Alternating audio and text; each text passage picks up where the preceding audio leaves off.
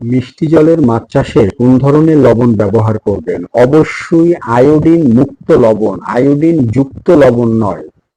সমুদ্র থেকে তোলা কাঁচা লবণ নয়, সমুদ্রের লবণাক্ত পানি নয়।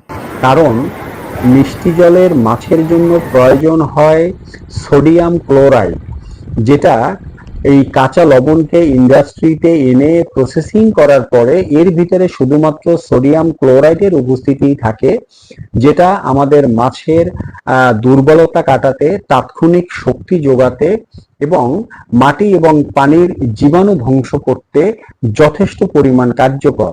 কিন্তু কাঁচা লবণ এবং সমুদ্রের লবণাক্ত পানি, এর ভিতরে থাকা আয়োডিন এবং অন্যান্য উপাদান আমাদের মাছ চাষের জন্য উপযোগী নয়।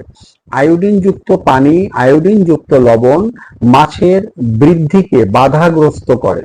মিষ্টি জলের মাছ চাষের ক্ষেত্রে সবসময় ইন্ডাস্ট্রিয়াল আয়োডিন মুক্ত লবণ ব্যবহার করতে হবে, কখনোই আয়োডিন যুক্ত লবণ কিংবা কাঁচা লবণ প্রয়োগ করা যাবে না।